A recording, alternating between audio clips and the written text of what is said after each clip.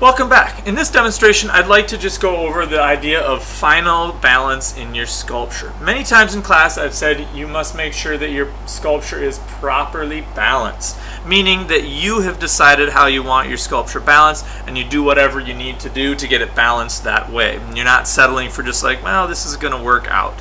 Okay? When I was making my sculpture, I ran into a few problems. Number one, this last piece here was bent too much to the side and kept running into the side of my sculpture base.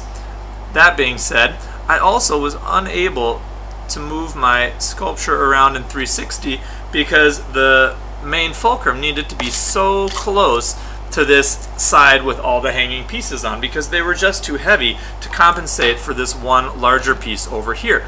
So I did a couple of things to try to combat this problem. Number one, I wanted this piece here on the bottom to hang lower. At that point I just had one piece of cardboard and I had made it a bit larger than this side.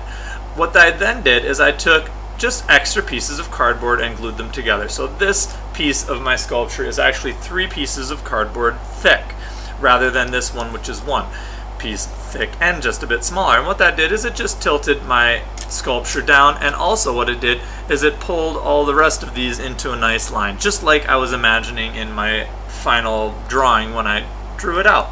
So that worked this side out. I was able to add extra weight to this and recompensate for all of these pieces. Well, then my fulcrum was even farther over to the right, and I could barely get my sculpture on there without this bottom piece here hitting into my sculpture all the time. And I wanted it to spin 360 degrees without bumping into the sides. So what I did is I said, all right, I'll just do the same thing here. And I'm going to add, whoop, and there goes my secret. And I added a few more pieces of cardboard here. 1, 2, 3, 4, 5. Yet it still wasn't enough. And I thought to myself, I've got to figure out something to do. So what I did is I took a bunch of little tiny pieces of wire. I cut them up and I actually inserted them into the corrugation of the large main piece. And if you can see here, let me just untie my sculpture. If I turn this upside down, a bunch of these little pieces fall out. So what I did is I took some hot glue and just sealed the holes at the bottom. Okay, carefully kind of swiped the glue away so that it wouldn't be all blobby there.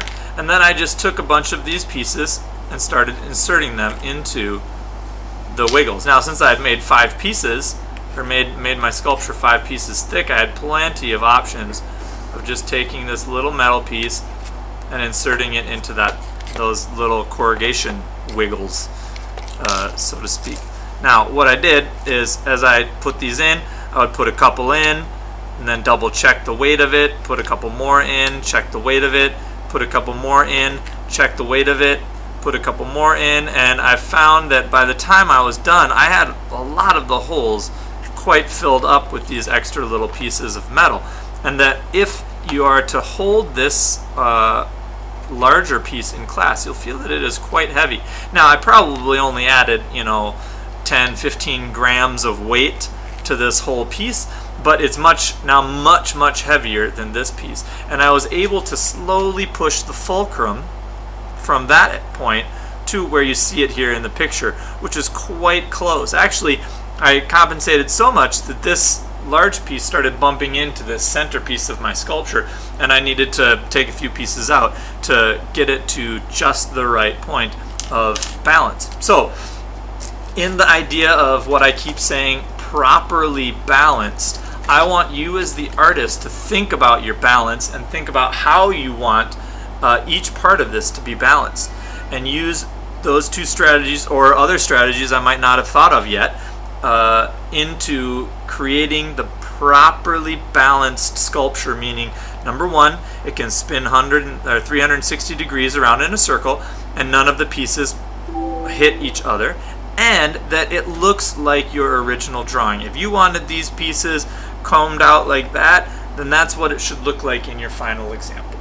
Alright, so those 2 ideas, extra pieces of cardboard and a few small pieces of wire inserted into the corrugation of your sculptural pieces, will hopefully allow you to properly balance your sculpture in the final stages of this project.